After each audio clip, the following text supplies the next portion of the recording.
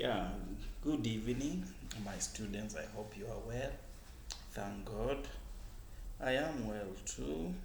Now, today let us look at ratio analysis. Yeah, let me adjust my. So, today we want to look at what we call ratio analysis. In business, sometimes we measure performance based on ratio analysis. Yeah, we measure performance based on ratio analysis. Now, I want us to look at a matter of ratio analysis. I want us to look at a matter of ratio analysis. So I'm going to use here so much because of some reflection I can see. Now, if you are told to calculate current asset, it is from the information of balance sheet that you can calculate the current ratio. So, current ratio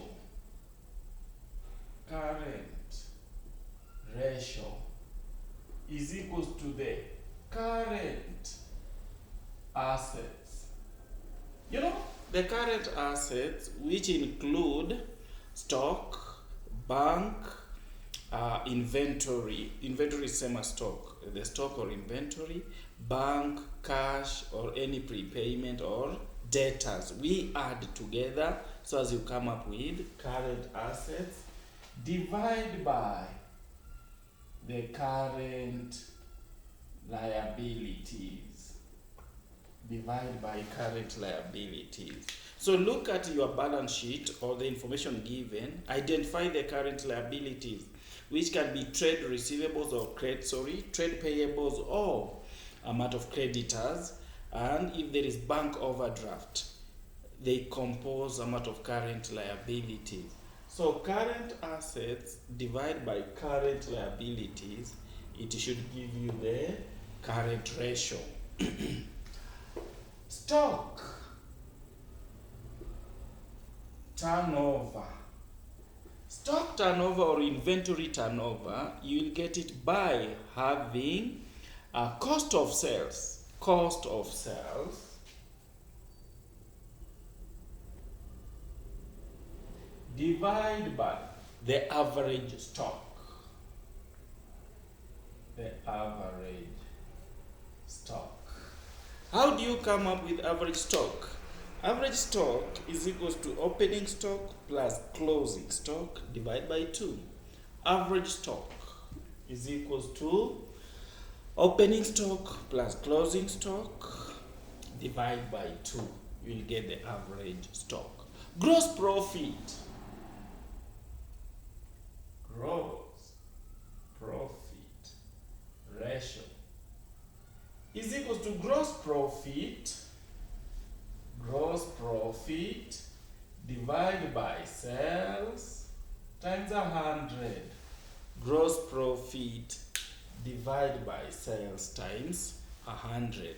That's how you will come up with what? The gross profit ratio.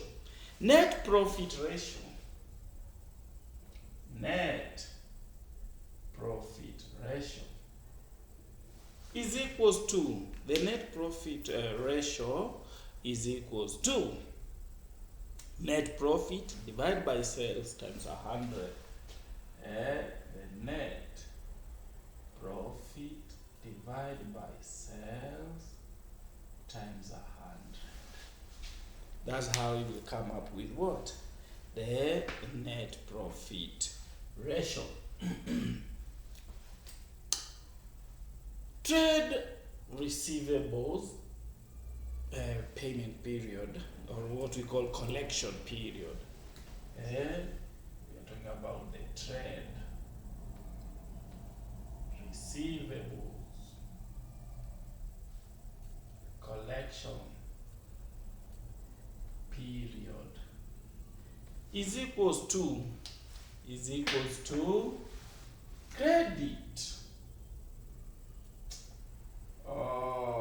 is equals to the accounts receivables